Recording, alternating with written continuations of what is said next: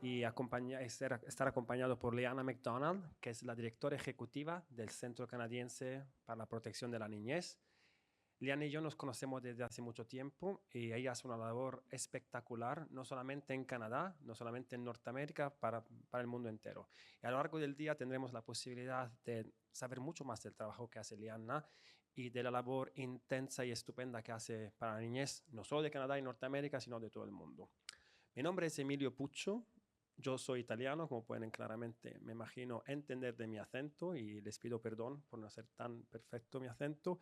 Y yo soy secretario general del Intergrupo de Derechos de los Menores del Parlamento Europeo, que es una de las instituciones de la Unión Europea. No voy a comentar tanto cuántas son las instituciones de la Unión Europea, porque eso ya llevaría realmente un curso entero de Derecho Europeo, pero sí que es verdad que como ordenamiento jurídico en la Unión Europea, hemos avanzado mucho en lo que es el tema central de la discusión de hoy, de la protección de la niñez y de la construcción de diseñar unos entornos digitales seguros y que puedan empoderar a los niños, niñas y adolescentes. El lema del Congreso Futuro de este año, Humanidad, hacia dónde vamos, pienso que nos ofrece el background perfecto para hablar de la temática de que queremos hablar. Y realmente yo pienso que cuando hablamos de futuro no podemos no olvidarnos que el futuro son las nuevas generaciones. Entonces creo que perfectamente tenemos que hablar de estas temáticas mucho más y realmente los niños, niñas y adolescentes deberían estar al centro de cualquier discusión que tengamos en este sentido. Turning now to Liana, as I was saying before, Liana McDonald serves as the Executive Director of the Canadian Centre for Child Protection. She's been working in this space for the last, I want to say 40 years, Liana? No, it's not going to be 27. Oh my God, yeah, well, yes. The organization is a bit older though, right? The Canadian Centre. That's why I got the numbers wrong. What we would like to do with Liana is to kind of offer a sort of a backdrop of what's happening and what are the evolution in terms of legislation in different jurisdictions, and then try and see how in this space tech accountability is what's actually missing. And now, in many ways, in the conversation that you are having these days, we're always thinking that legislation is going to always be outpaced by technology. But over the presentation, I want to actually argue against that and try and see also to get a sort of a snapshot of what's the situation and what it is at stake when we talk about future generation and designing a digital space that empowers children.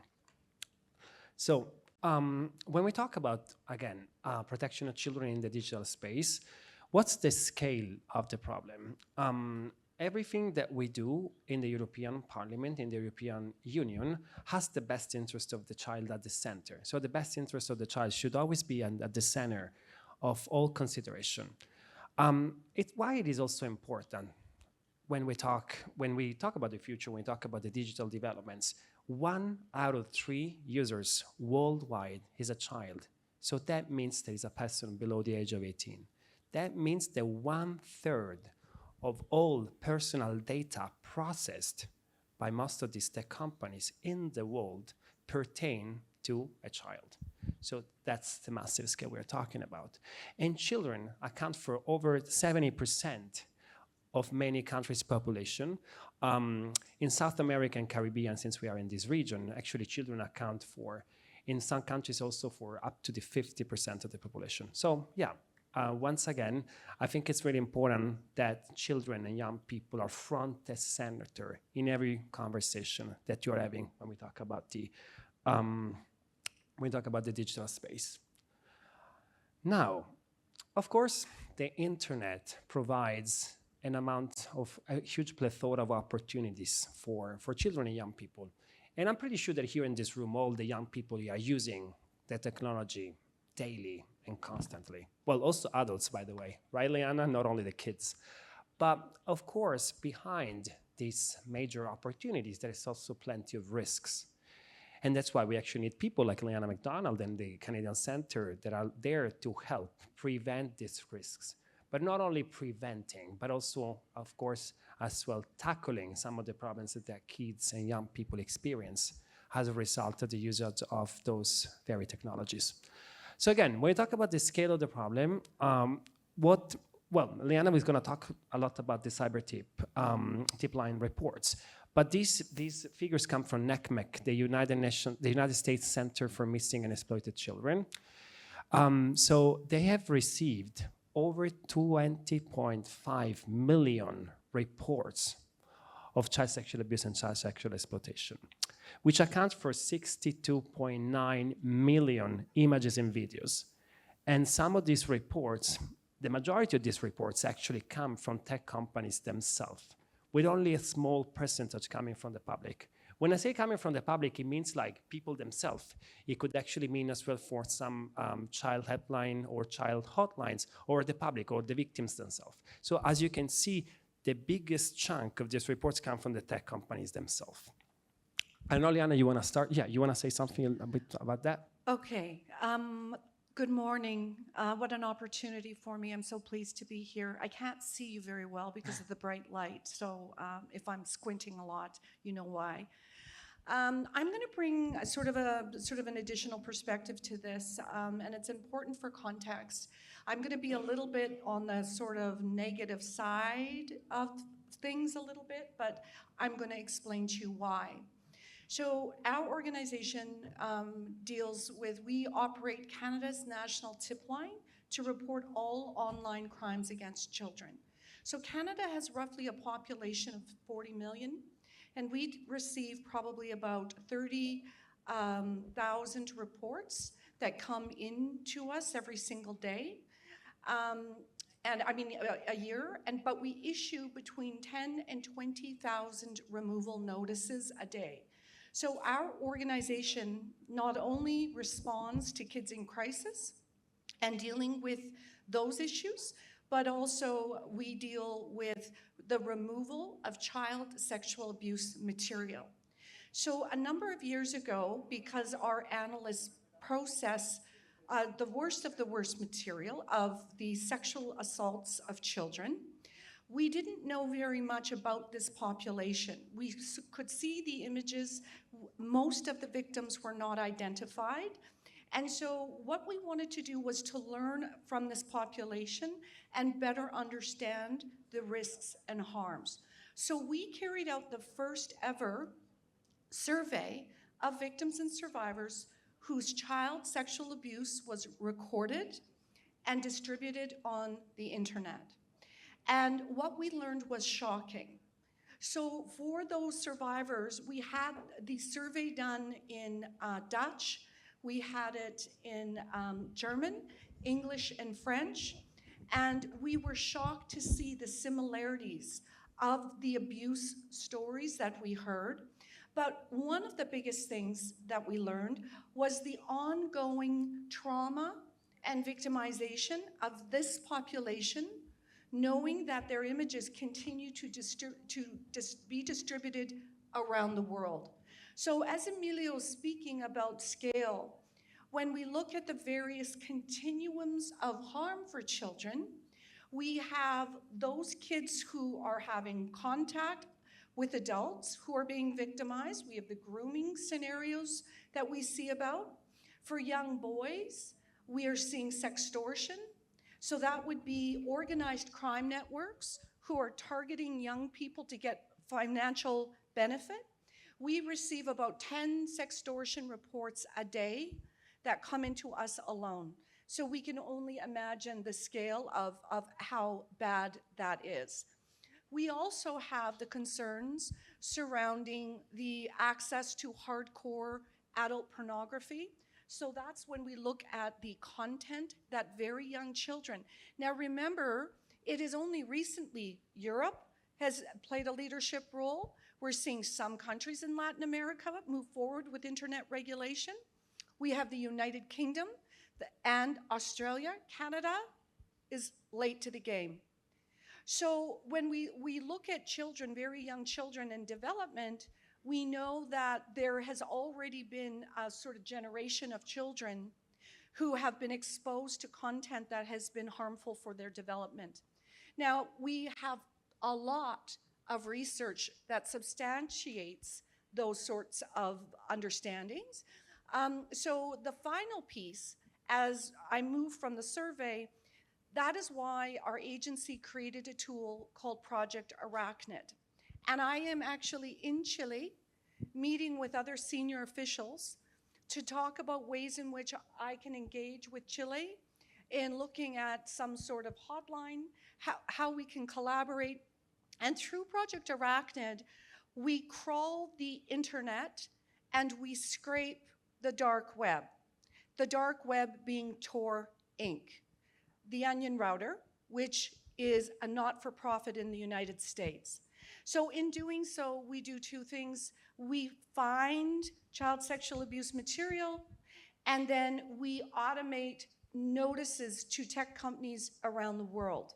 And as mentioned, we issue between 10 to 20,000 a day, and to date, since 2018, we have issued 68 million reports of child sexual abuse material. Liana, just for the people in the room who are not familiar with the terms and the vocabulary, can you explain to them what you mean by notices that you issue to the companies? Can you give an example for the people in the room? So we do two types of notices. So if an analyst of ours determines that what they're viewing, which is an image or a video, or even audio, depending, is child sexual abuse material, we have an automated notice by email that basically informs the content hoster or provider that this material is right with where it's located on their service, and requests for them to immediately remove that.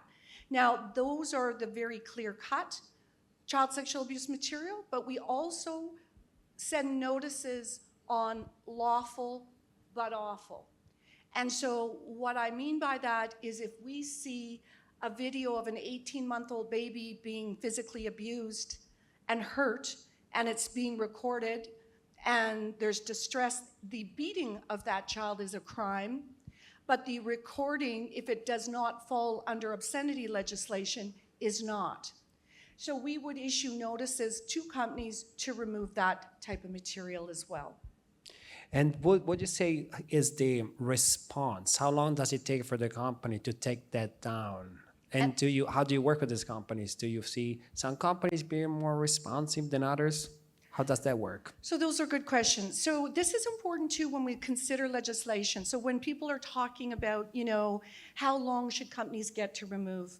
We know that companies can remove content within minutes.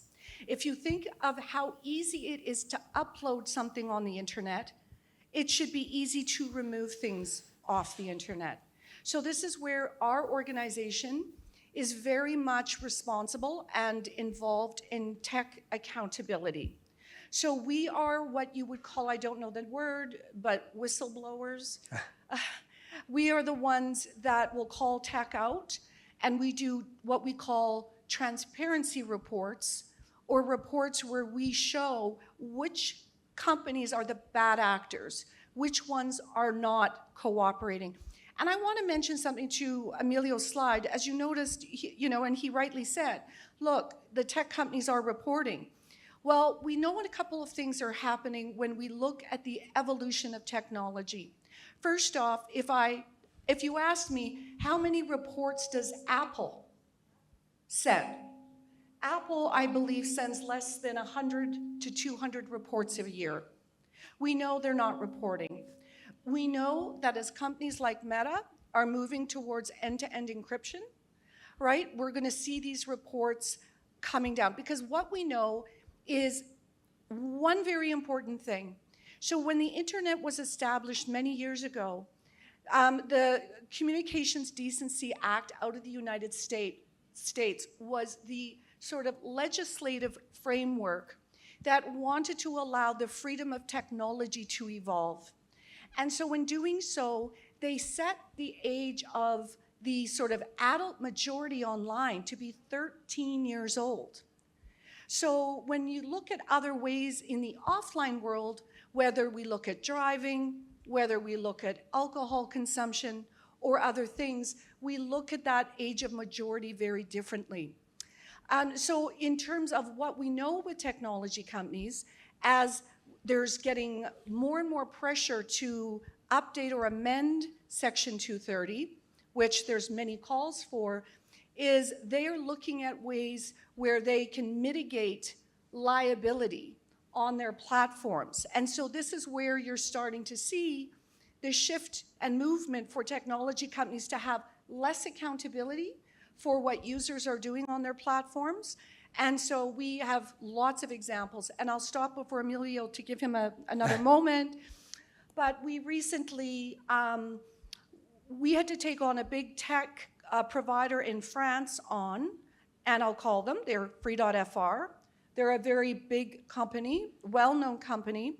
We were finding that offenders were uploading to their service, a free service, millions and millions of child sexual abuse material. We spent a full 2 years issuing notices to their company, to their top of their technology, their chief technology officer, and we were getting nothing. We ended up going out to all French media. We went out finally to Forbes. Forbes did a big front page piece, and the owner of free.fr is connected to the, I think, one of the richest men in all of Europe.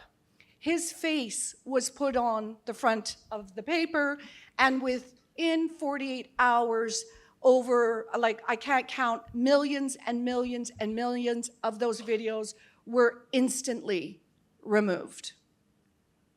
Wow. Well, as you can see, Liana is completely unapologetic and fearless. I'm very happy to have people like her taking this battle on behalf of the kids, not only in North America, but the kids around the world. So a lot of things have been said today and now. And I think it's actually important if I can take a step back to kind of like take stock of what Liana was saying. So yeah, we were talking a lot about tech accountability, and also those numbers are actually sometimes very difficult to interpret. I think they're important. I mean, data and figures are very important for people like me. When I sit in the parliament, when I'm making legislation, I think it's important because they give an understanding of what's happening. They give a snapshot of what's happening. But it's also sometimes hard to interpret. So again, when we talk about these 20 million reports, and why do you see this discrepancy between 20 million reports and then 62.9 million? It's because one report can actually contain a number of images, an image that have already been classified as child sexual abuse material. But, and this figure is very much likely to be conservative. I mean, the numbers are much higher than that because, you know, once again, most of the times, Liana was talking a lot about the United States, and it's not just to call the United States out, it's just because, of course, most of these companies, the companies that we all use, are actually based out in the United States.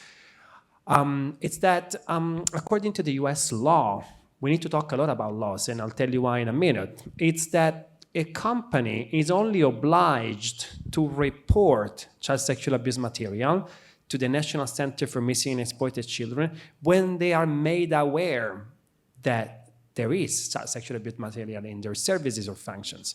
With us, and that's, of course, you know, that doesn't mean that they have a legal obligation to do so. They only have a legal obligation to report once they know that there is something. And of course, there is something. And I'm pretty sure that Liana will tell us much more about that. So, and that's what I think when I come in, I think that's very much important for the legislators and the regulators to actually make sure that there is a law, that we do provide a legal framework within which all these companies they have to operate, and then we prescribe a legal obligation to those companies to actually proactively detect the child sexual abuse material and then report it to the national authorities. Sorry. I mean, here you just have another live figure. So that's those numbers are actually worldwide. You can see how most of these child sexual abuse material is actually traded within interpersonal communication channels versus the hosting channels. I mean, in 2020 was the 81%, and in 21 it was the 80%. So you see most of this material is actually traded in interpersonal communication. And once again, why those figures are important? Because when we were doing the legislation in the European Union, a lot of people were saying, oh my God, you want my communication, my personal communication to be hacked. You want my personal messages to be reviewed by everyone. This is going to be the end of privacy. Well, for starters, it's not going to be the end of privacy, but the reason why it's very important that this activity, that these legal obligations of those companies to actually detect the child sexual abuse material also regards the interpersonal communication is because, once again, most of this material is actually traded in those very channels. And Liana was talking a lot about the end-to-end encryption. Without getting too technical here, but I think it's also important. I mean, she raised a very good point, saying that, end-to-end encryption, it is definitely important. It is important that we provide safe channels of communication. I think it is important, Liana. As a human rights lawyer myself, I think in many countries where, there are dictatorships, where, political dissidents, they need to have a space where they can communicate freely. I absolutely agree with that. But what I don't agree with is when, again, as a legislator, I think my role is to actually make sure that we come up with future-proof piece of legislation. And as I was saying to you at the beginning of my presentation, when I was saying that, most of the times the criticism, when we talk about technology and development and innovation, we always associate the word regulation as a sort of an opposition, something that is against innovation by definition. And I can't disagree more with that, because in fact, the thing that we want to do is to make sure that our legislation is principles-based. It provides obligation of results without detailing any technology. All we want in the European Union is to make sure that all the services and products that these tech companies are offering in our market, because let's be honest, the European Union provides a huge market. It's a market of 400 million people. And these companies that are based in America or even elsewhere, they're making huge profits by using our market in the European Union. So it is only fair that we want to make sure that they offer products and services that are safe. And what I like always to use analogies and metaphors. I guess that's because this is actually, more of a snapshot of what are the companies and their reporting. This comes from the National Center for Missing and Exploited Children. What we were discussing with Liana, that's kind of like what's happening at scale. You can see also Chile is in there too, not amongst the biggest country in terms of what is the reporting. But so, I came up with this actually with artificial intelligence, with this stamp, protección infantil. Again, what we want is we want to treat the tech sector the same way we have regulated other kind of industries. I mean, when the cars manufacturers, and I'm Italian, Italy is very big on cars and automotive, with Ferrari, Fiat, Maserati, and you name it. At first, when the car manufacturers were operating, the cars were not manufactured with the seat belt. The seat belt didn't come by default. Then evidence and science showed that if you come into an accident and you're wearing the seat belt, there's less likelihood that you're gonna get injured, right? And so that's the same principle that we want in the European Union to be replicated in the tech sector. Again, you are inserting a product or a service in a market, you know that your service and product is likely to be accessed by a child, then you need to make it safe for the child. It's as simple as that. And that's what we call safety by design, safety by default tool. That's what we call age-appropriate design. Because also, there's no one-size-fits-all solution when we talk about that. And it's definitely true, and I think, Liana, you can talk a bit about that later, that not all the services and functions and products on the internet present the same level of risks. In the figure that I showed you before, as you can see, most of the child sexual abuse material is traded in the interpersonal communication services. So that's obvious that then those interpersonal communication, what do we mean by that? I mean about WhatsApp, iMessages, Messenger, Facebook Messenger, those private conversation tools. That's where most, unfortunately, the crimes happen. It is obvious that there are other profiles. I'm thinking about, the Facebook wall, the Facebook feed. Those are public. I mean, of course, there is a less risk there. Or maybe an email. we need to make sure that, of course, not all the products and services do respond to the same level of restrictions. I mean, the higher is the risks, the higher should be the restriction. That's kind of the principle behind. And that's the same thing that we want to see. Like, we want to actually create a sort of a taxonomy, a sort of a glossary, a vocabulary of what are the specific functions and features that present a high level of risks. So that we want the response, the legislative response, to be targeted. And we want to give as well a sort of a margin of maneuver to those very companies to come up with solutions. So once again, do you see there is no contradictions between innovation and regulation? We want the companies to operate freely, but freely within a legal framework that has been defined by the legislator and that is guided by the principle of safety by design and safety by default. It has to be, of course, privacy by default and privacy by design. It has to be age appropriate. I mean, most of the people in the room are actually very young, but some of the people a bit older, more like me, they remember that, you know, as I was growing up, we were watching television. We didn't have mobile phones. I mean, actually, the smartphones came in late when I was already an adolescent. So when I was a child, like in my elementary school, we were all watching the same cartoons. And television was very much highly regulated. So there was certain type of content that couldn't be shown at a certain time of the day or the night because, you know, so the content was targeted. And once again, it's the age-appropriate design that I'm referring to here, which is also one of the guiding principles of the European Union legislative framework. The same thing has to happen in the online world. Now, it is much harder, because nowadays we all have like these social media, the video sharing platforms, Netflix, which gives us the idea that everything is actually our fingerprint, everything is our fingerprints reach.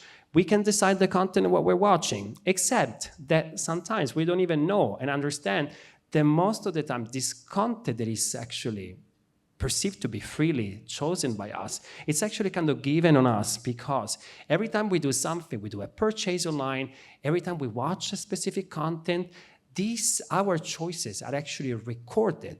They're recorded, and so there is an entire commercial profiling that is done, and the algorithm is registering every movement that we're doing. So most of the times, actually, this content we see, and we talk about infinite scrolling. I mean, I don't want to throw in all the specific technical terms, but just to show that I think it's very fallacious to think that the internet is the epitome of freedom of expression, when in fact, we are not so much free as we think we are. Please, Liana. Now, can I turn the lights on a little bit for a minute? Yeah, on. I just want to see. Si pueden prender un segundo la luz para que Liana pueda ver las personas en el público. Gracias. That's better. Okay, the students put their hands up again? Just be brave. Okay, we just did a survey in Canada. I want to see similar. How many of you have received an unwanted sexual picture sent to you? No? Okay, put your hands up if it's true. No, your parents aren't here. Nobody's here. Just, okay, so you see, how many have had a friend that's happened to? Okay, that's better. I should have asked the question that way. Okay, yeah, very similar. So it's sort of like Emilio, as you heard him talk, he was talking about freedom, your freedom to something, but there's also our freedom from something. Right? And so when we look at the role of technology from our agency's perspective, when we started to poll some of the young people, we were actually shocked at the level of injury that they had endured. So it was an anonymous survey, and they were able to just answer openly about what they had experienced. And what we learned is the vast majority of them, over 80%, had received either unwanted communication, unwanted sexual content, imagery, etc. And it was a regular thing that was happening between them and their friends. So when we talk about the risks and we're looking at, it's not just, again, when we talk about regulation, it's not just about all the rules and regs we put in place. What we are also dealing with is the sort of change in human behavior tied and facilitated by technology.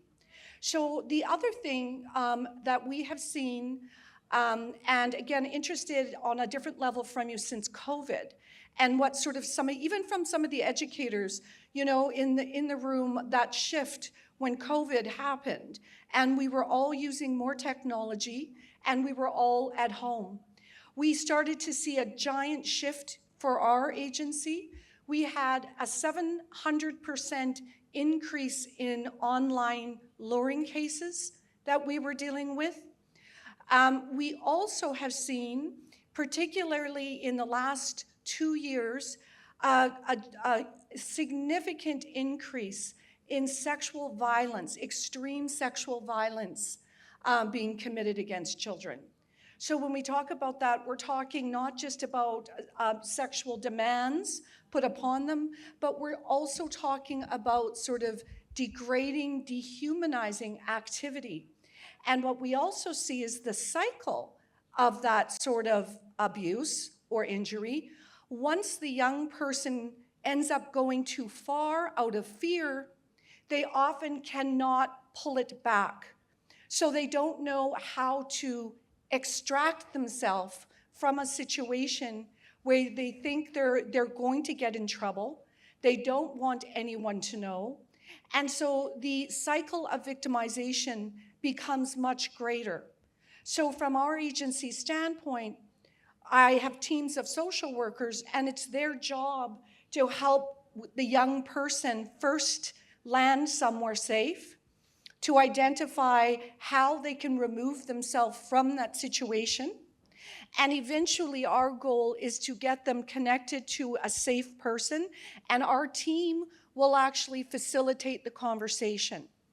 Now, we're seeing this isn't, I'm not talking about, yes, there are 15, 16, 17-year-olds involved in this, but I'm talking about 11, 12-year-old children who really don't have the developmental capacity to even manage an adult, let alone to know how to get out of a situation where they feel that they have done something wrong. So I think, you know, as Emilio's giving you these high-level sort of examples of the role of countries and legislators in terms of what we need to do, organizations like mine are sort of under the hood. We are in the trenches of what is actually happening to young people right now. And so from our agency's perspective, having tech accountability, internet regulation cannot come soon enough. What I can also tell you is we have been fed from the majority of the technology companies that it's a parental responsibility.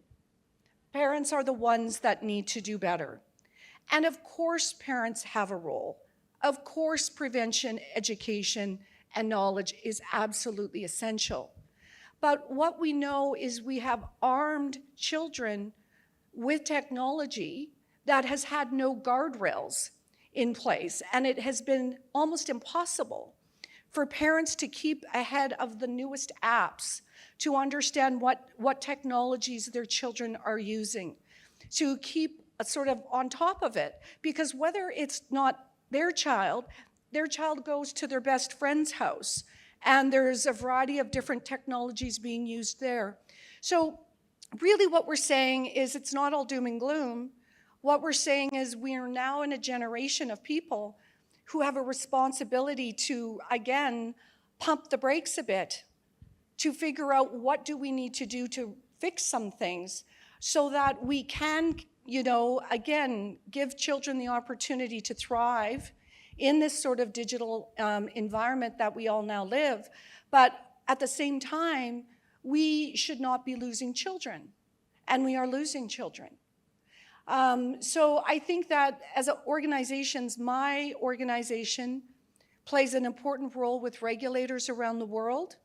So just recently, if you saw anything come out of the UK with X, we worked with the UK Home Office to feed data on the Grok AI tool and the Notify apps that are blatantly being used and made available. And I think that one of the things I say to all of you, regardless of gender, the other big piece of this that we have to pay attention to is this sort of commodification and misogynistic trends that we are also seeing happen to women and young girls, but also the injury that does to young men. So I think that what we're seeing is, you know, we kind of have opened, as the expression goes, Pandora's box, and organizations like ours work with people like Emilio and governments around the world to actually give evidence, not just opinion, but what we're actually seeing unfold and what needs to happen, so we can figure our way forward as we navigate this very complicated space. I'm wondering, Emilio, if we should let them ask a couple of questions if they do. Sure. Yeah, no, I wanted to comment quickly on that. I want to thank you for the work that you're doing. It's thanks to the work of people like Liana's organization that my job has been made easier, because she's providing very compelling pieces of evidence of what's happening on the ground. As you use their expression, they are on the trenches, really very much the frontliners of this. But a lot of food for thoughts. Before opening to the question, I just wanted to comment real quick on what you were saying. It's interesting that, yeah, basically the infrastructure, the very business model of many of these tech companies just behind this has made it possible. And the playbook is the same. We're talking today, because of Liana's expertise, a lot about child sexual abuse and exploitation. But it's the same thing with extreme violence, with sexism, racism. So basically this business model, there's behind the attention-driven business model, is behind the designing of many of these platforms has made it possible for, you know, a group of people to just always find their communities. And if on the one hand it's beautiful that everybody should find a community, it is true that the internet that has actually opened up a lot of opportunities. I'm thinking about, you know, certain minority groups in certain remote areas that they don't know or they don't see it. They never seen people looking like them. I'm thinking about the LGBTIQI plus people, for instance, in some remote areas in certain parts of the world where, you know, gay rights are not even like very developed. I mean, it's good for them to actually find a community out there in the internet to see that there are people looking like them. But the flip side of the coin is what Liana was talking about, the misogynism and the manosphere. I think, how many of you actually watched the TV show on Netflix, Adolescence, here? Yeah, I see a lot of you. You've seen that. That's actually, for me, this has been extremely brilliant, because it gives you like a concrete example of what's happening on the ground. And so, you know, back in the days, and again, I'm talking about my times, but, you know, people a bit older than me would remember them even more. Before, there were some sort of societal rules that they were giving, you know, the context. And, you know, sometimes there was kind of like the crazy of the town square that was saying people and things that, you know, not many people agreed with, or maybe some people agreed with, but, you know, they were so like crazy in a way that this person was already being isolated. But now on the internet, you will always gonna find a community. And because of the way the algorithm works, once again, it will create what we call echo chambers, where everybody knows and can exchange ideas and can reinforce themselves. So all of a sudden, you know, you have these young men, young kids, most of the time men, that, you know, they would exchange ideas in those groups, in those chat groups, and that would reinforce some of the misogynistic ideas that there are unfortunately perpetrated there. And again, the playbook is the same, whether it is child sexual abuse or exploitation, whether it is sexism, whether it is discrimination, whether it is racism. Once again, behind this fallacious premise of freedom of expression and the thing that everybody is free to say whatever they want on the internet, then you create these groups and these echo chambers that can be very dangerous. So in the European Union, we had actually had some other very bad examples where, thanks to the ubiquity of the internet and the fact that many of these citizens now use also the internet as their main source of information. They no longer read the newspaper, not even the newspapers online. So this has actually determined even the result of elections. And there's been cases like in Romania, one of the countries of the European Union, where because of the Russian infiltration and the other state actors that were operating in Romania, that has determined the result of the election, and then the elections were actually contested, and then they were annulled by the Supreme Court of Romania. So you see, there's a lot that we have at stake here, not only for children, but for the citizen and the society as a whole. So, just to conclude on Liana's point, I couldn't agree more with you that we cannot give the burden, the honors shouldn't be given to kids themselves or to the parents. And, you know, of course, parents have an important role. Of course, prevention is important. Of course, education is important. I think it would be important that, like in Chilean schools, for instance, since we are in Chile, you guys were given as well a sort of a curriculum that they would actually give you an idea of what are the risks that you might face online. I think that would, of course, be good for you, will equip you, or will maybe give you the knowledge that will make you better in identifying and recognizing those risks. But once again, I can't stress enough how important it is that the onus, so the burden of the proof, is actually on the companies themselves as the facilitators. And that's why we have to actually tackle this problem upstream. And that's what we actually did in the European Union. So before I go very much into details of a few things of the European Union, I very much take on Liana's suggestion. Is there anyone who wants to ask a question? Sure, please introduce yourself and then ask the question.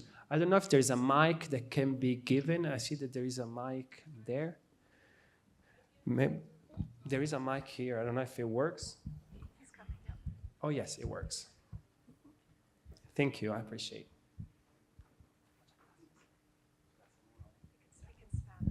And of course, you can speak in Spanish, Liana's translation, or yeah, whatever makes you feel comfortable. Pregunta. Okay, thank you for your talk. I believe that it's very interesting. Like, how do you work in other country, in Canada or in Europe? But o sea, I have a question. Puedes hablar español si quieres. Okay. La pregunta es, ¿qué podemos hacer acá en Chile a nivel de usuario? Porque acá yo creo que todos somos usuarios de Internet, no construimos las leyes, ni tampoco tenemos la posibilidad de trabajar en organizaciones como lo hacen ustedes, que me parece fantástico, ¿ya? Para proteger a los niños, pero ¿qué podemos hacer a nivel de usuario? Y también como, bueno, nosotros como profesores de tecnología tratamos de enseñar a los estudiantes y a las niñas y a los niños a tener cuidado. En las reuniones con padres también tratamos de enseñarles cómo tener control parental, pero ¿qué más podemos hacer? A nivel de usuario, estoy aquí hablando como por todos los que estamos en la sala, y también a nivel de profesoras, más de lo que ya hacemos, digamos, como qué nos recomiendan ustedes, porque claro, me parece fantástico todo lo que ustedes hacen y las regulaciones que nos están mostrando, pero eso es como más a nivel gubernamental o como del gobierno. Entonces, ¿qué podemos hacer nosotros? Gracias. Liana? Yeah, thank you. That's an excellent question. I'd like to see people. So it's hard for me, I can't see you. So what I would just say, first and foremost, you're exactly on point. So we need teachers, we need educators, we need people with a sophistication in understanding technology.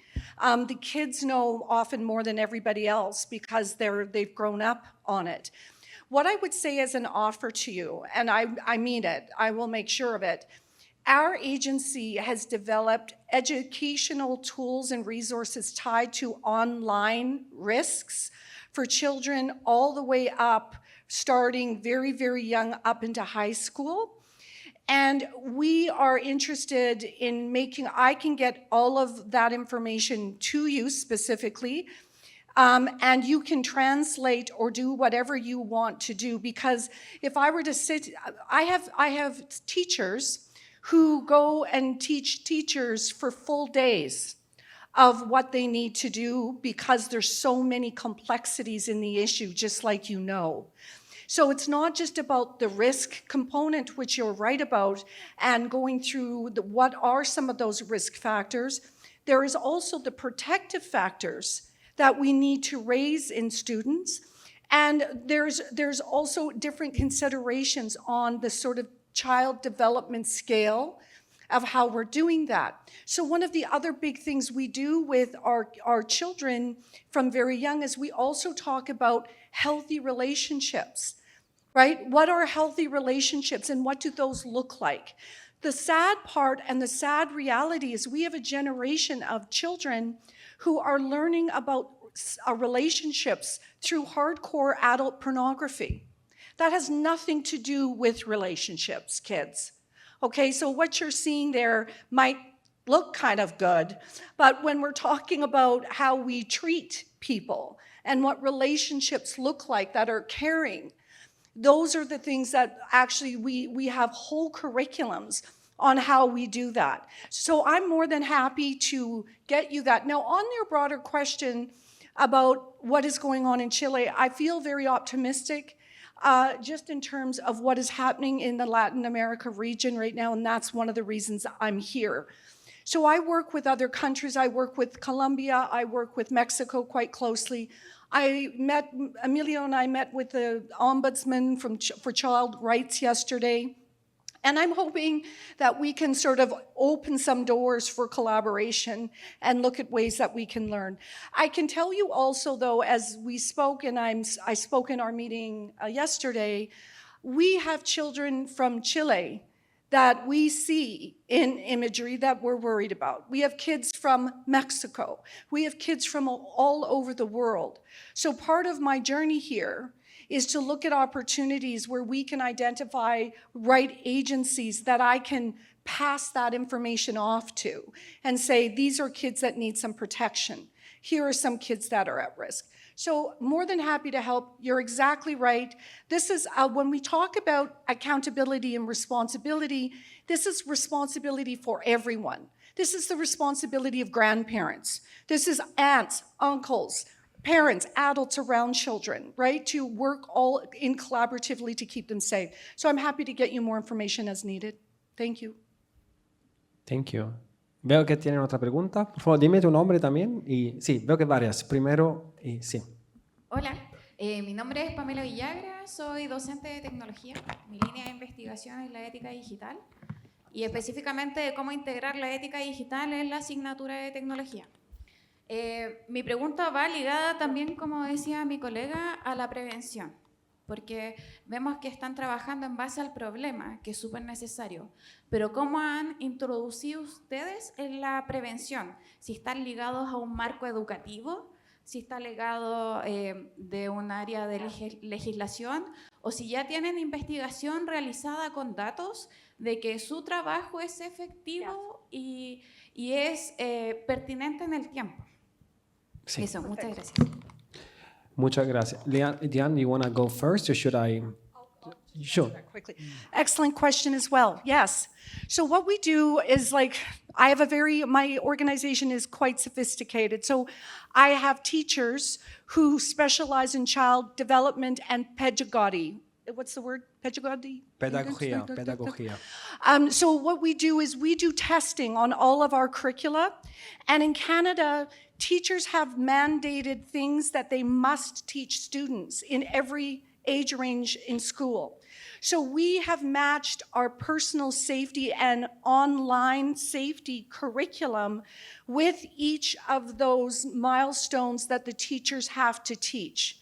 So our teaching programs are interactive. So you wouldn't see the kids would be getting booklets. They would be doing activities up on walls. They would be engaged in all kinds of different types of multimedia educational practices.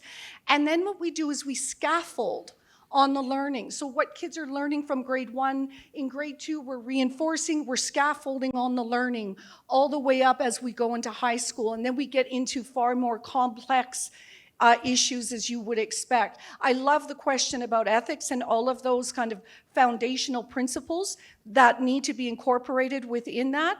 So again, at the end of this, I'm happy to connect you with my team for people where we can give you access. And we also have training videos. They're in English, but you can get sort of our overview of training, how we train educators on the programming as well. And I'm happy to get that to you. And then, like I say to every country I go to, if you love it, just write us an email. We can figure out how you translate it, and then you can use it for your students. Y muy rápidamente, para contestar también, tú preguntabas si hay como evidencia, si hay como investigaciones que están, digamos, probando que nuestras soluciones estén eficaces, ¿cierto? Bueno, evidentemente, esas son leyes muy, muy recientes, o sea, la ley de protección de servicios digital de la Unión Europea solo se aprobó hace un año. Pero sí que es verdad que tenemos ahora muchas investigaciones, estudios que han sido realizados, y eso es muy fácil porque muchos de estos se están realizados en España, así que están en español, en que ven un poco cuál es el impacto de las nuevas tecnologías y de la exposición a pantallas, por ejemplo, de niños y adolescentes, y cómo está impactando también el desarrollo cerebral de los mismos niños. Ahí hay muchas evidencias y estaría muy contento también de compartir eso. Y desde luego, como decía, tú hablas mucho de prevención. Realmente nuestra legislación está basada en prevención. Lo que pasa es que, como decía también en mi introducción, la prevención solo se puede hacer si involucramos los mismos proveedores y las mismas empresas tecnológicas, porque son ellas que están produciendo los productos y los servicios que después están utilizados por los usuarios. Y una vez más, no darle la carga de la prueba a los usuarios mismos, sino intentar asegurarnos y obligarles a ellos mismos que puedan integrar estas medidas de seguridad por diseño ya en el mismo diseño y en la misma realización de los productos y servicios. ¿Había más preguntas? Ahí el señor con las gafas de sol. Sí, él estaba primero y luego una de aquí. Gracias. Mi nombre es Luis Vargas, vengo de la quinta región. A mí me llama la atención y me hace ruido el tema de que la legislación siempre está como atrasada años luz con respecto a la tecnología, sobre todo que la tecnología avanza muy rápido. Yo creo que el otro año vamos a estar conversando otra cosa mucho más beligerante con respecto al tema de la tecnología. Entonces mi pregunta va asociada a esto. Yo creo que más me convence, sin dejar afuera la justicia, la legislación, el marco regulador, pero más me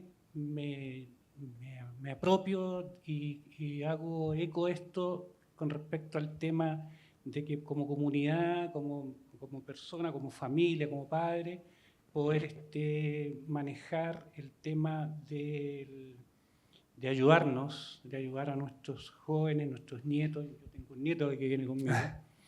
Entonces, profundizar esto, porque a mí me cuesta pensar en hablar de comunidades en redes sociales, porque desconfío mucho, uno desconfía, sobre todo que soy viejo y honesto, entonces desconfío mucho. Entonces, ¿cómo transparentar y cómo visualizar estas comunidades sanas, como ustedes hablaron, de poder ayudarnos y ayudar en familia? Muchas gracias. Muchas gracias. No, tienes absolutamente razón. Y realmente que, como decía antes, lo decía en inglés, there's no one size fits all solution. O sea, quiero decir, no hay una solución única en este tema. Así que son tantos problemas tan complejos y en el fondo muchas de las veces la solución es un conjunto de soluciones. Y tienes razón, el miedo de que una legislación pueda ser obsoleta una vez que haya sido aprobada, visto la rapidez con que las nuevas tecnologías funcionan, es un miedo legítimo, pero no lo comparto. Y claro, o sea, también tenías unas slides, unas láminas mucho más detalladas de nuestra legislación europea. Lo que intenté decir al principio, lo que sí podemos hacer, y es lo que estamos haciendo, es detallar unas reglas específicas, unos principios. A nosotros en la Unión Europea nos importa que, una vez más, si tú estás introduciendo un producto o un servicio en el mercado, y hablo de producto y servicio que puede ser una chat, Facebook que tiene Facebook Messenger, o sea, piensa en cosas concretas. A mí me interesa que yo obligue a la empresa cualquiera que quiera acceder al mercado europeo, que sí, proporciona mucho dinero porque somos 400 millones de personas, pero no somos simplemente un mercado donde tú puedas sacar dinero. Tienes que estar seguro que tus productos están seguros para los usuarios. Y es ahí en que nosotros damos un margen de maniobra bastante amplio, en el fondo, a las empresas, para que ellas mismas identifiquen cuál es la tecnología más actualizada en el momento específico para que este producto sea seguro. ¿Viste? No es que le estamos diciendo cómo hacerlo, estamos diciendo que tienen que hacerlo. Y eso puede ser ahora en 2026, pero va a ser lo mismo en 2028 y eso. Liana, you want to compliment very quickly? Yeah, just quickly on this. Just one example that I can give you. if I may. So, as I mentioned about sextortion cases, and what Emilio's talking about is building the foundation. We have nothing. We need a foundational place to start. We're watching the Australians adapt as they're seeing new risks, but your point is well received. I think, though, to give you an example, we had one boy who took his own life within 3 hours after being sextorted by an organized crime group out of Nigeria. Now, this organized crime group have been active in doing this, and because they're in Nigeria, there was very terrible complications with law enforcement taking action. But what we did when we did sort of an analysis of that, the app that most kids were being sextorted on was Snapchat. So Snapchat has the ability to notify someone, do you want to click on here, or are you sure? This user seems to not be coming from North America. Just like you will get a notification on your phone that appears to be spam, that appears to be a suspicious link. So what we're talking about is if they are building these features into their applications at the go, it's not going to stop everything. But what it's going to do is give that warning that that young kid might just need to get to kind of go, oh, wait, it really isn't that cute young girl that I'm looking at in that loop. That's not a real person. So it's just one example, but I mean, these are the things that these ongoing risk assessments that these companies should be doing. They know what's going on with kids. They know where the risks are. They should have an obligation to put guardrails around those risks. Thank you, Leanna. Please, first here, the young people here, there's 2 of them right here. Before white, gafas y con... No, ella enfrente de ti primero, ella fue primera, y después tú. Gracias. Y el nombre, por favor, nos gusta saber los nombres también. My name is Antonia. I want to ask, I'm a teenager, I just graduated from high school. I've been involved with feminism and a lot throughout high school, but specifically like since 15, and the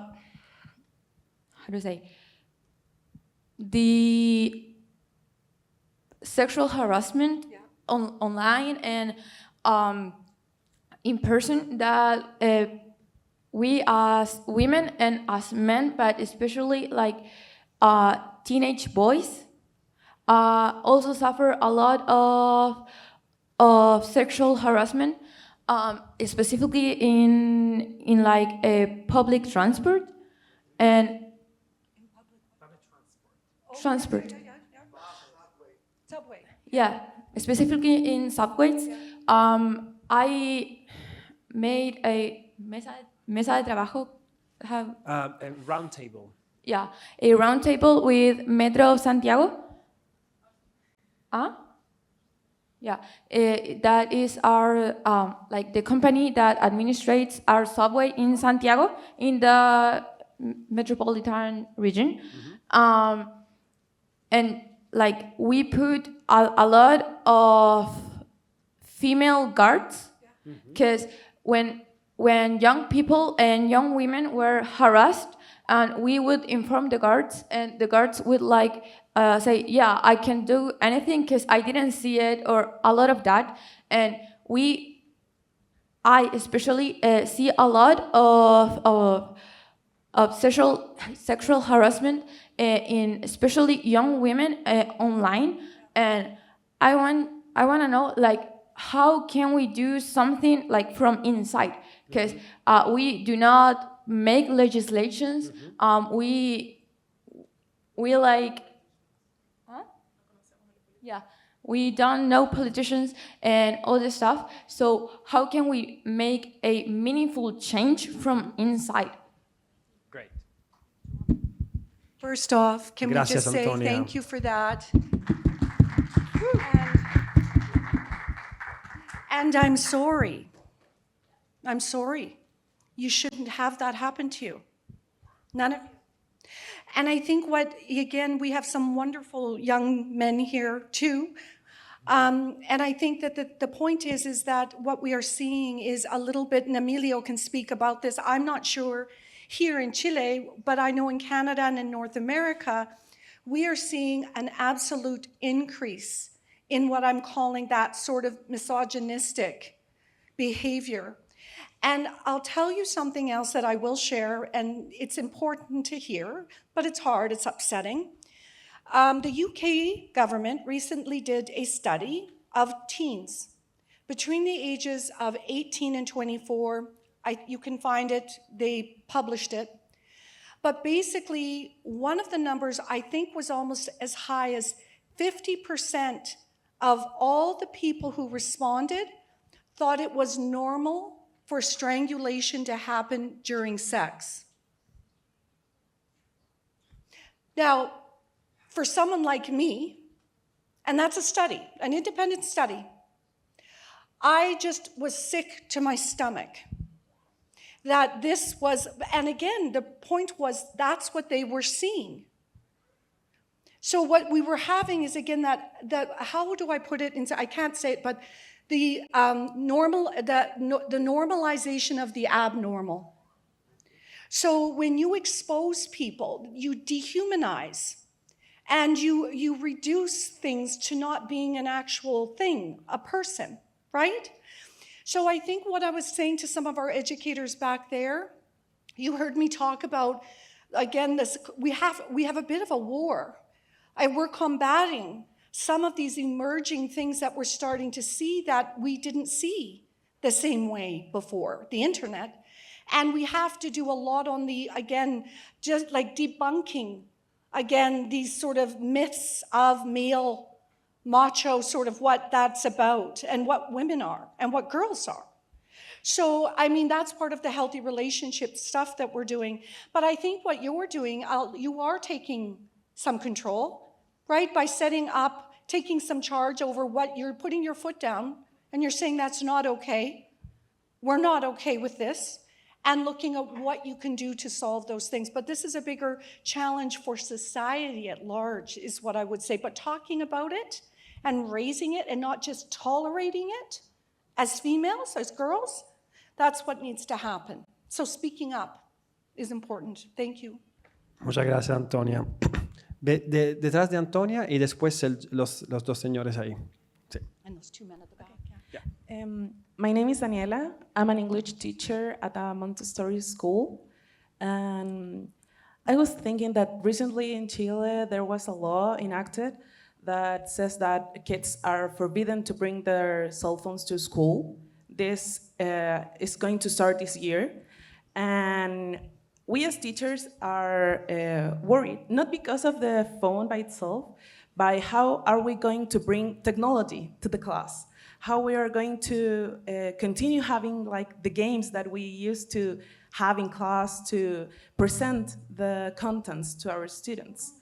But the thing that worries me the most is that the things, all of these things that you are mentioning are happening not in school most of the time.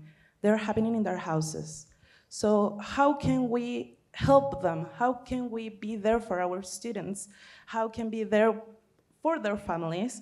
Because it's difficult for us to be in that space, even though we have like a lot of meetings with them and we try to teach them how we can use social media, how we can use the all of the tools that we have present nowadays, even ChatGPT, and how can we create a safe space for them to feel comfortable with us by telling us like, hey, this is happening to me. And what we can do, because we can try to speak up and tell the authorities, but I think that's not enough because you feel so much shame because of it. So just quickly on that, and I know Emilio will have a view, and we might not agree on all things, he and I, but it's tricky when we get into the age thing. So remember, I come from child protection, right? So my lean is going to be on the protection side. That's my bias. So what I would say is, for years before technology, we had wonderful teachers like you. We had wonderful teachers who became an anchor for students. They became a person that a child could consider a safe person to talk to. And communication is the most important thing that happens. What I would say is, in Canada right now, every province, so I have provinces, has banned phones in the classroom. So that's from right across the country. And, you know, at first there was trepidation, a worry, how are we going to manage this? It has gone so well. And what they're finding is the kids are focused more in the classroom, this distraction. So there's some really good upsides that the research is now coming out. And I think that's important. I think what we're going to start seeing is research coming out that is showing, were we right? Were we not right? You know, what is the way forward? What I can offer you as well is I can certainly check, because I'm not a teacher, that's not my background. I can check with my team and maybe put you in contact, because, you know, these things have already been worked through in Canada, and teachers would have had the same considerations that you're raising. So I think we just need to do some homework and figure that out, and I'm willing to look into that a little bit more. What we also noticed is Australia was one of the first countries to do social media delay to their kids for 16. Now, we were watching that very carefully because the commissioner got just roasted for that decision. We're in support as an agency of that. That's our position. We supported her. I've supported her very carefully on that decision. But one of the academics who I'm very close to, his name's Dr. Michael Salter, he was watching all this very, very closely, and he wrote me a note. He said, well, Leanna, I have good news. The kids aren't going crazy, right? So it was just a sort of, we're getting there. But these are important considerations, and I don't take them lightly, but I'm happy to help in any way I can. If I may, very quickly, what do you guys see there? What is this? Playground, yeah. What are those? Yeah. Fences, right? Protection, guardrails. So I understand your point. I do, I really do. It is not, for me, it's not as much as to say whether we agree or not of a blank ban or delay, whatever you want to call it. And I understand the concerns. But, you know, the two things, once again, do not go necessarily, they're not mutually exclusive. I think in the real world, if we think about it, that's why I wanted to like really make these two examples very visual. We do accept that certain spaces are restricted from children, right? We do not give a child the possibility to drive a car, or a child cannot just go to the bar and order an alcoholic drink. Why do we have so much resistance to think the same way in the online world? And by that I mean, once again, if something has proven to be very, very difficult, something has proven to be very dangerous, and I understand your point, you're right, most of this doesn't really necessarily happen in the classroom. It happens when the kids are home on their phone alone. But don't think only about the risks associated by the usage itself, like, you know, those risks that we talked about in terms of like being victims of child sexual abuse and exploitation, or being recruited by an organized crime gang, right? But think as well about what, and I was saying before when one of your colleagues actually made the point about the education and the prevention, and I raised the point of the risks that are also associated for the brain development of a child. Do you know, I come from Italy myself. In Italy, there's a study that has demonstrated that nowadays, kids, they no longer know even how to write in italic and corsivo. No saben escribir en corsivo. No saben. Maybe like you're gonna think, well, is this very important? Isn't it better that like they're actually equipped to know how to use ChatGPT? But the thing is that once again, the risk associated with that are much higher. It is not, I'm not trying, in Australia, people are not trying to say, or in Canada, when they ban the phone, the usage of the phone in the classroom, they're not saying that they don't want kids to know how to use their phones. And you're right, it's part of the education as well to tell them how to use the phone and to make sure that also they are actually up to date with the new technologies. But, you know, we need to make sure that, when you are going to do a class specifically on this usage. And then in that case, of course, they can actually use the screen, they can use a tablet. But yeah, they can't do everything on their phone because that is actually impairing the way they are making their decision-making processes. And it's also impairing other qualities in their brain development. I'll leave it at there. Thank you. There were these two gentlemen there first, and then, yeah. Aló. Hola, mi nombre es Alejandro, soy profesor de enseñanza básica. Trabajo con niños desde 6 años hasta los 13, 14 años, desde hace unos 15, 20 años. Mira, yo quisiera plantear el tema como de otra óptica. Hoy en día, en todo lo que es digital, las redes sociales, lamentablemente los muchachos siempre se encuentran con cosas que son informaciones falsas o grotescas, obscenas, etc. Y en este momento va en aumento el tema de los influencers. Y los influencers en algún momento eran creadores de contenido, en otro momento eran, digamos, personas que tenían opinión, y hoy en día son personas que hacen estupideces. Y está emergiendo una cantidad de influencers que mientras más estupideces hablan, y mientras más groserías hablan, y mientras más tonteras hablan, tienen un espacio. No digo que copan todo el espacio, pero logran un espacio. Y ese espacio es seguido por muchos niños, ¿ya? Que tienen una opción de poder expresarse a través de una identidad que digamos es nociva, pero es una identidad. Entonces, yo quisiera tratar de plantearlo como pregunta para que los expositores, digamos, nos pudieran entregar antecedentes. Una línea de posible acción en las redes sociales de todo tipo es una especie de certificación. Ustedes saben, todos los que estamos acá sabemos que cuando la persona, ¿cierto?, logra una gran cantidad de visiones en YouTube, en YouTube, le entrega una placa, ¿cierto? Y la placa se pone atrás con mucho orgullo, y mientras el influencer está hablando o el canal, ¿cierto?, está haciendo su transmisión, la placa se ve atrás. Pero esa placa lo único que indica es una cantidad de visualizaciones, no indica calidad del contenido. Entonces, para que los expositores pudieran, digamos, a lo mejor avanzar en esta línea de reflexión, ¿qué posibilidades hay? Y desconozco si eso es así en algún punto, de alguna especie de certificación, y que no haya una placa que diga cantidad de visualizaciones, sino que haya una placa atrás que diga que el canal está certificado por la Unión Europea, por determinadas red de universidades, etc. Entonces nosotros podemos avanzar a que los influencers sean respaldados. Inclusive hoy en día YouTube tiene la libertad de cerrar los canales, y te cierra un canal. Y pregunta, ¿y qué tal si cierran un canal que es educativo y que es reflexivo? ¿Cuál es el respaldo que tiene ese canal de cierta comunidad de universidades, instituciones, etcétera, que pudiera poner una alerta y que no puede cerrar ese canal, no lo debe cerrar?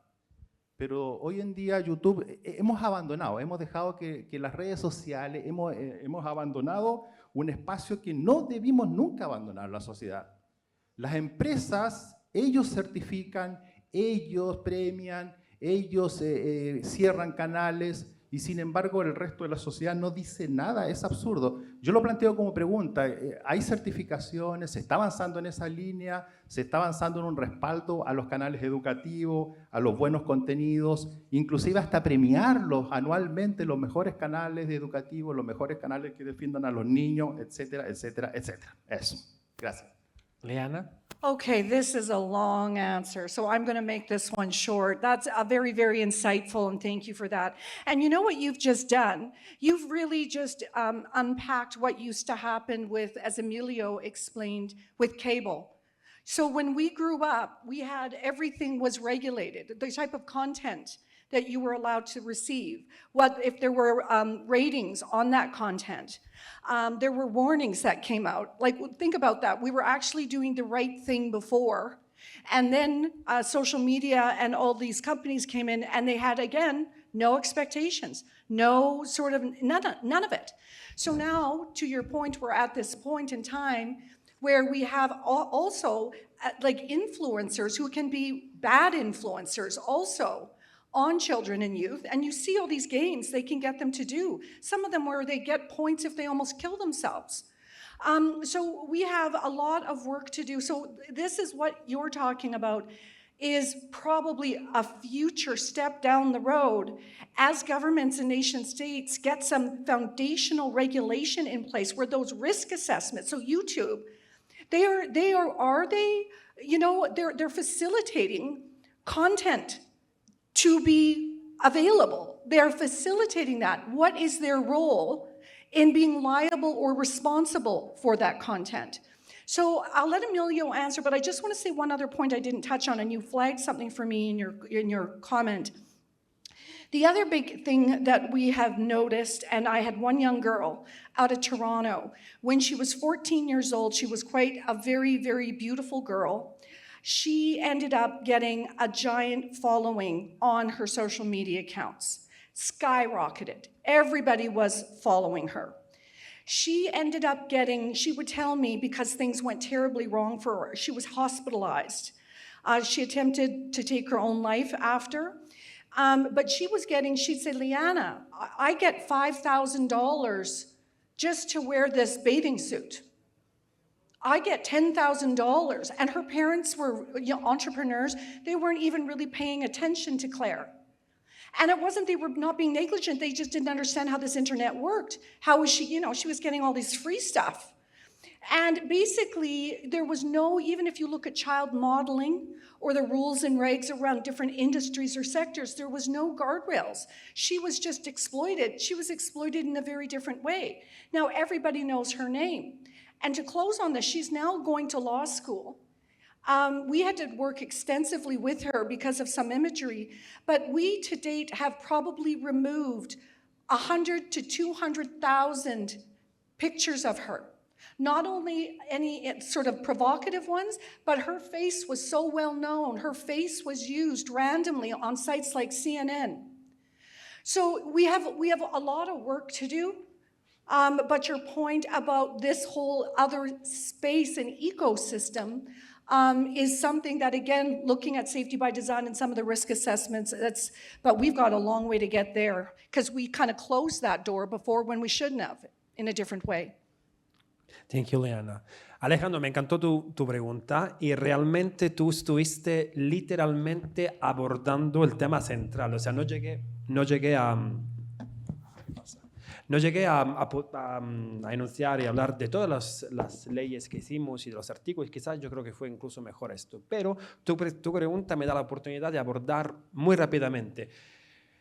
Tú estuviste hablando y enunciando muy detalladamente cuál es el modelo de negocio a que me refería yo. En realidad, a YouTube y a estas compañías no les importa averiguar, corroborar la información que ellos están compartiendo de los usuarios. Y lo que les interesa es que los usuarios estén enganchados, estén completamente pegados en estas pantallas para sacarle más informaciones posibles y datos personales, para luego de verdad pues, recopilar todos esos datos y hacer un perfilado completo de los usuarios que pueden vender muy fácilmente por fines comerciales.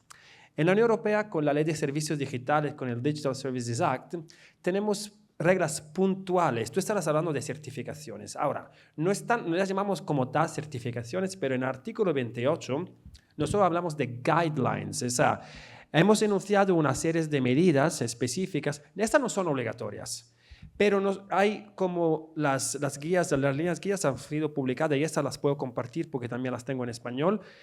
Hay unas 80, o sea, es bastante largo el documento, pero ahí detallamos específicamente cómo es que queremos que las compañías, las empresas tecnológicas, pues lleven a cabo con medidas específicas de protección, esas medidas de seguridad por diseño a las que también Liana estaba refiriendo, justamente para evitar que ese tipo de contenido que no esté verificado pueda continuar a ser compartido en redes sociales y para evitar que los niños, niñas y adolescentes puedan ser influenciados también en hacer compras, por ejemplo. O sea, no hemos hablado de ese tema, pero niños como usuarios también son usuarios y representan una cuota de mercado para esas compañías. Y no podemos aceptar que los niños estén como considerados para estas empresas como consumidores como los adultos, al igual que los adultos. Así que hay muchas cosas a hacer, pero en el fondo yo creo que nosotros en la Unión Europea hemos intentado recorrer un camino que yo creo que va a ser muy importante y como decía, la ley es muy, muy joven, no tiene ni siquiera un año, pero como Unión Europea también tenemos un órgano específico dentro de la Comisión Europea que está también averiguando la implementación de esta ley. Y ahora, por ejemplo, hay tres multas que le hemos dado a varias de estas empresas tecnológicas para no cumplir con estos artículos. Así que, bueno, una vez más, a lo mejor eso no va a resolver todo ahora, pero yo creo que estamos en el camino correcto. Gracias, Alejandro. You wanted to add anything, or did you want to add anything? No. Okay, perfect. This one guy, sí. Y también de este lado. Tenemos los últimos 20 minutos iguales, así que... I try to say quickly. No. Good morning, everyone. My name is Marcelino Valdez. I am an English teacher in a public subsidized school from 7th to 12th grade. I didn't expect this presentation was going to perform in English. I like to listen the English every day. I feel so proud for coming the teenagers, Chilean speakers, because the issue in technology is so important for to teach the society according to the use of the technology as a responsible way, because the investigation, the research support the manner how to use the technology nowadays. For example, the social networks, artificial intelligence, and so. Beyond to this research, the problem is the society, because I remember that when I was a child, I started to cry, and my mom gave me, I forgot the word, cascabel, or a toy, and that's it. The problem is solved. On the other hand, nowadays, the baby or the child started to cry, their mom gives the cell phone. Since the early age, boys and girls is involved in a technology device. Parents need to talk the use of the responsible technology. Internet provides free pictures, videos, and the trend of influencers that boys and teenagers probably follow the distraction. For example, as the colleague said, in YouTube, for example, you cannot say profanities in the first 15 seconds. And the second 16, you can say all of what you need. It's important in this Congress and this speaking, the consciousness, according to the research, the use of the technology in responsible way. Thank you both in your performance, and feel good with your presentation. Thank you very much. Thank you so much. Yeah, we have the last. So the question, there was a question that, but since you're there, the gentleman with the beard, and then on the other side, the gentleman with the white shirt. Yeah. Sí. Ok, gracias. A ver, buen día. Voy a desarrollar una idea buscando una pregunta, porque estoy razonando lo que ustedes nos han compartido, que es tremendamente interesante. Mezclo algo. El asunto es bastante más complejo, según veo, y estoy pensando en lo que fue la situación con Cambridge Analytica hace unos años atrás, en el cual ya no eran los niños, sino que eran los adultos, éramos los adultos, que de alguna manera estuvimos mal impactados por esta tecnología. Y del episodio de Cambridge Analytica me queda el razonamiento que estoy tratando de buscar cómo lo conecto con lo que estamos conversando acá, en que la tecnología para poder, no sé si la palabra es controlar, pero para poder atenuar el mal impacto, la tecnología existe. La tecnología para obtener un resultado existe. Si ustedes tratan hoy en día con alguna de las IA hacer algo indebido, la propia IA te ataja. Te dice, usted no puede desarrollar este contenido porque va contra las directivas. Por lo menos es lo que hace ChatGPT si uno busca cierto contenido. Si uno trata de ir a YouTube y vulnerar ciertas licencias comerciales, también te ataja. ¿Ya? Lo mismo hace Instagram. Si uno mira la dedicación que tienen los gobiernos, estoy pensando en el gobierno chileno, respecto a lo que es el mundo financiero, para poder controlar el mal uso de lo que es el movimiento financiero hay enormes recursos y hay unidades especializadas en la policía, hay unidades especializadas en los ministerios, en fin. Voy cerrando la idea y estoy buscando la pregunta. Los recursos tecnológicos para ayudar en esto están. Lo que yo sospecho que falta es la voluntad. Y la voluntad, de alguna manera, no aparece porque no está bien evidenciado cuál es el bien que se quiere proteger. Si el bien que se quiere proteger es una licencia comercial, como lo acabo de decir, el propio sistema salta y te ataja. Si el bien jurídico que se quiere proteger es algo financiero, es el propio sistema el que te ataja. En este momento estamos hablando de un bien más tenue, más, ¿cómo decirlo?, más sutil, y que es la salud, la integridad, la vida anímica de un niño. Y es ese bien el que debemos visualizar y es el que deben los gobiernos inteligentemente cautelar según algún tipo de acción ciudadana. Cierro para no enredar más el comentario. No sé si pregunté algo, pero por ahí va la cosa. Mira, te voy a decir una cosa, no sé si notaste, casi me estaba saltando de la silla, incluso te podía mostrar mis notas, muchos de los ejemplos que tú has sacado los tenía en mis notas, te lo prometo, tengo la evidencia.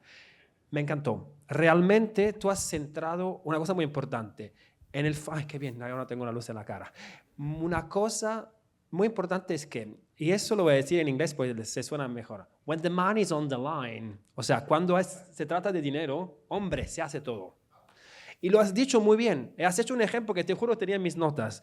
Eso del sector financiero, sector bancario, todo está reglamentado. Tenemos como acuerdos internacionales, estándares globales o sea, todo esto que son los crímenes, los delitos financieros están súper regulamentados y todo el mundo quiere que esté reglamentado. ¿Por qué? Una vez, because money is on the line. Y te digo otra cosa. Por ejemplo, a nosotros nos tardó al menos 3-4 años llegar a esta ley europea. En cambio, cuando hicimos la ley de copyright, esa fue súper rápida y una vez más no tuvimos ningún tipo de problema. ¿Por qué? Porque claro, copyright, estamos hablando de derecho, estamos hablando de derecho que tienen royalties, que tienen dinero. Una vez más, money is on the line. Entonces, para tu punto, yo no puedo que estar más de acuerdo contigo. Es decir, en realidad, no es que no haya los recursos tecnológicos, es que estas compañías pueden hacer lo que quieren. Tienen recursos infinitos. Tienen los mejores del mundo. Ahí en Silicon Valley tienen los más brillantes y más inteligentes del mundo. Pueden crear lo que quieren. Es por eso que una vez más, a lo mejor soy un idealista, a lo mejor soy naive, pero es que realmente es el legislador que puede obligarles a hacer algo. Hombre, y realmente tendríamos que hacer mucho más con Estados Unidos. Es que Estados Unidos lo podría resolver todo si quisiera, porque muchas de esas empresas están ahí y tendría que obligarles. O sea, nosotros en la Unión Europea lo estamos intentando. Hombre, y un poco les estamos pinchando, no te creas que no les estamos pinchando. Una vez más, 400 millones de habitantes. Nosotros representamos casi el 40% de la cuota de mercado de muchas de estas empresas americanas. Y esta es la razón por la que también están invirtiendo mucho los americanos en hacer lobby en la Unión Europea contra nuestra legislación, porque saben que les duele, obvio que les duele, pues les estamos pinchando. Así que sí, no puedo que estar más de acuerdo contigo y la solución tiene que ser tecnológica y realmente, porque una vez más, no nos comemos este cuento que sí, que la innovación tenemos que tragarlo, porque es que en el fondo también a nivel filosófico me encanta que nos presentan esto de la inteligencia artificial como una especie de masa, de avalancha, ¿no? Que no la puedes parar, porque si la paras, pues estás parando la innovación. Y es que no es así. Son las personas mismas, detrás de esos algoritmos, son unas personas físicamente que los están creando, ¿viste? Así que realmente la solución está en nuestras manos, en nuestro poder, lo que falta es voluntad política. Y no va a faltar, en la Unión Europea por lo menos lo estamos intentando, pero sí que sería necesario que hubiéramos un conjunto de estados, un conjunto de reglas, como hemos hecho en otros sectores, como hemos hecho en el sector de oil and gas, como hemos hecho en el sector farmacéutico. Entonces, a lo que yo voy, en mi última slide había puesto esto de way forward. Me encantaría realmente que, como hemos hecho, por ejemplo, con el sector farmacéutico, tuviéramos unas reglas específicas, unas definiciones específicas, por ejemplo, en los principios activos de los medicamentos. No importa cuál es el manufacturer, no importa cuál es la casa farmacéutica que lo está produciendo, las reglas tienen que ser las mismas. Y una vez más, yo creo que la solución está a nuestro alcance. Lo que falta es la voluntad política. Muchas gracias. I don't know if, Leanna, you want to add anything? No, you covered it. Thank you. Sorry. You're talking about the translation. Okay. So I need to speak slower. Okay. There was actually a question on this other side, so I think also to be... Yeah. So the gentleman with the... el chico con las... sí. Ya no, exacto, sí. Barba, camiseta blanca. Sí, y ahí también, es verdad, es verdad. Igual tenemos los últimos 15 minutos y para ser caballero debemos dar también la palabra a una de las chicas ahí detrás, pero primero empezamos con los gentlemen ahí. Camiseta blanca y camiseta negra enfrente de él y después vamos con las chicas ahí abajo. Bueno, hola, soy Benjamín Ulloa Cristi. Salí de este colegio hace ya varios años y bueno, un poco queriendo resumir, salieron con varias dudas y varias como interrogantes con todo lo que se ha escuchado, pero quería saber un poco sobre como estos nuevos espacios que se están creando para los niños, no solo los adolescentes, sino que niños muy pequeños, 6, 7, 8 años, y me refiero a por ejemplo, los videojuegos, en este caso la plataforma Roblox, que se ha visto como en la boca como de todo últimamente. Incluso el dueño intentando crear como una plataforma de citas desde los 17 años hasta adelante. Quisiera un poco saber si es que tienen un poco de evidencia o aviso de esta plataforma y cuánto podría ser con el porcentaje, cuánto ha crecido. Y por otra parte también se siente un poco de frustración por parte de padre y también de uno, con los temas de las regulaciones, porque hablaron de Grok y de cómo se desnudaban a mujeres, incluso creando pornografía infantil muchas veces, y que a veces la solución fue como, bueno, ¿quieres seguir haciendo esto? Bueno, paga. Y ahora en privado, ya con tu libertad, puedes seguir haciendo esto. Pero no se termina como de ver como una solución efectiva a estos problemas. Leanna? Hi, thank you for that question. We're deeply concerned about the gaming sites. We get all kinds of reports from places like Roblox. So we have adults absolutely connecting with young children in those platforms. They know they have a big problem. And the CEO dismissed the whole problem. Like, it's so not okay. What we've watched for years is these companies are looking to get engagement. So when Emilio was explaining it, he did a good job. I would have said also, remember, the currency for the tech companies is user engagement. That's why they have all of the addictive algorithms, so that they can keep users on their platforms longer for advertising. The problem is governments didn't in the early days realize how money was made on the internet. So we had the free reign, they were figuring it out, and everybody else was sort of scratching their head saying, well, I don't understand what this is all about. So on that note, we have strong opinions about young children in these platforms, or even the ones they want to create. They have not demonstrated that they can keep older kids safe. Why would we allow younger children to get engaged in these spaces when they have not earned any sort of trust or responsibility? Now, I'll sound very, again, negative in this way, but my reality is I deal every week or every month with a family who's lost a child or a child who's injured. And when we're watching the evolution of technology, so you've heard about these, how many of you have a chat companion or have used a chat companion? Really? No? Chat companion es como de inteligencia artificial, este compañero de inteligencia artificial. Sí. Okay, there we are. So we have a few hands up. I'm not sure if you saw, but we have seen these again, AI tools actually, what's the word I want to use? Facilitate children to take their own lives. So when kids are feeling depressed, they're feeding into it. They're basically repeating back to them. And you're watching a whole cycle which has been published. So this is what's starting to come out now. We're starting to get the evidence of these chat logs and what we're actually seeing that are going on. So to answer your question, I echo the frustration, right, in terms of what you're feeling. I have a lot of concerns for any sort of trust with any of these platforms to engage younger children in spaces because they have not at all demonstrated their commitment to keeping other even children that are currently using those platforms. So yeah, so that would be, and what we do see with Roblox, we get a lot of reports on luring reports. It's the primary source for luring reports or grooming that come into our organization, and it's where they are connecting with kids and developing those relationships with them. So that would be our agency's view. Okay, so we have, we have the last question. Tenemos las últimas dos. Entonces, vamos a hacer las dos enseguida, las dos damas que están ahí, y luego tenemos que acabar.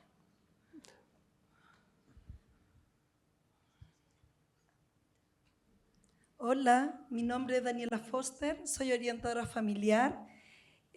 Muy interesante con esta temática, los orientadores familiares aquí en Chile hemos estado evidenciando esta problemática desde inicio, sobre todo en la pandemia, cuando se nos invadió con que teníamos que los alumnos entrar con todo lo que es la tecnología y un PC en casa.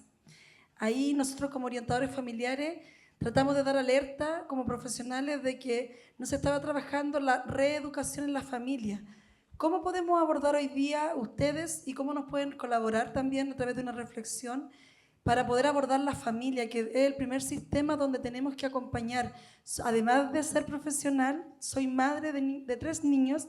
En mi casa yo trataba de regular las normas y los límites, pero yo veía que al otro lado del celular no había nadie, podían pasar horas al celular. Entonces el trabajo en la familia es fundamental. Educar padres y madres porque hoy día ellos creen normal y no tienen herramientas para poder poner el límite. Eso. The last question, so we couple all the questions together and then we draw to a close. ¿Sí? Hola, buenas tardes. Bueno, casi buenas tardes. Soy Caterina Acuña. Estamos acá representando a la Fundación Ilumina Sueño. Bueno, nosotros nos constituimos en pandemia y justamente nuestro foco es el bienestar digital de los niños, niñas y adolescentes. Así que hace un tiempo atrás ya estamos haciendo talleres en los colegios relacionados con lo mismo que hemos estado hablando, con autocuidado digital, el bienestar. Y nos hemos dado cuenta de un problema que va muy de la mano de la pregunta que estaba haciendo recién la orientadora, que tiene que ver con el poco interés de los padres en educarse en esto. Y que nos preocupa bastante, porque cuando llegamos con los talleres, los apoderados son muy pocos los que llegan y hay muy poco interés. Entonces, ¿cómo podemos ahí movilizar a esos adultos responsables para que realmente tomen conciencia de lo que hoy día está pasando y cuiden a sus hijos? Gracias. Liana? Okay, those are really great questions. Oh, wait. Sorry. Okay. Got to take that out. Okay, no, very good question. I wish I could see you, and I can't, but I'll make a point of coming and seeing you. Yeah, so what I would say, those are good questions. Yeah, that is a problem. And I feel like, again, going back to in time here, we gave parents a really bad sort of set of cards here in many ways. one of the things we started to do, and it's something to consider, and we're still pushing for it. So I'm not sure what the role of pediatricians are in this country, in terms of the role they have, in terms of educating also parents what expectations should be happening with the child's development as they grow.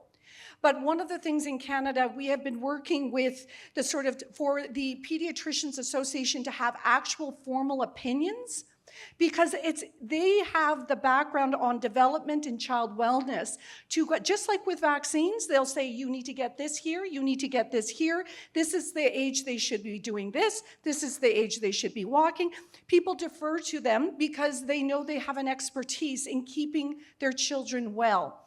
So as you're kind of negotiating and thinking about stakeholders that you can engage with, that's one thing to think about. The other thing is also, we do a lot, for some reason, I don't know why it's kicked in this recently, but as soon as we put up a presentation for parents to come in, we will have, we cap it, we'll have 500 lock in within hours of us doing it. And I think I'd be happy to share with you some information we do and the way that we do it, maybe to consider that for some engagement.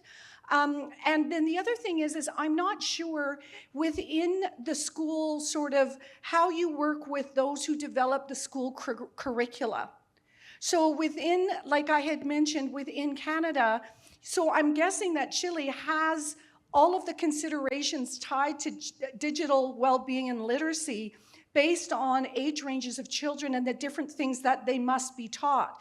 So I'm also assuming, and maybe this is not the case, that what we have is a parallel track with personal safety, because personal safety applies to the online and offline world, and so teachers are obligated to teach that. And what happens with that is not only as the students, but there's a complementary things that have to go home to the family and to the parents of that child to explain the different guidelines and different sorts of things that go on. So this is not as solvable, and I hear you, and I'm sorry about that. That's very concerning, but I'm more than happy to chat a little bit further about what we might be able to share to see if there's some troubleshooting or ways that we can maybe think about how we can assist you or collaborate together. Thank you so much, Liana. And unfortunately, this will have to draw to a close. It has been wonderful to share the stage with the wonderful Liana McDonald. I'm forever grateful for the work you are doing. I define them because this Canadian Center for Child Protection is based out in Winnipeg, Manitoba, in the middle of the Canadian prairies. And I always define them the angels of the prairies. I can't really thank you enough for that. And thank you so much to all of you for being so engaged. This was a wonderful journey. Thank you so much for accompanying us in this journey. And like I said, I couldn't be happier to be here for the second year in a row, to be part of this wonderful science outreach conference, which is Congreso Futuro, which offers the opportunity to really reflect on what are the challenges for the future. And once again, I'm very happy and I'm very thankful to all the organizers for providing us this space this year to be a bit different and to just have a zoom in. And I wish that, again, children and young people is going to be always front and center in these kinds of discussions, because when we talk about the future, we can't really talk about the future without having the kids and the young people front and center. Thank you so much. Thank you.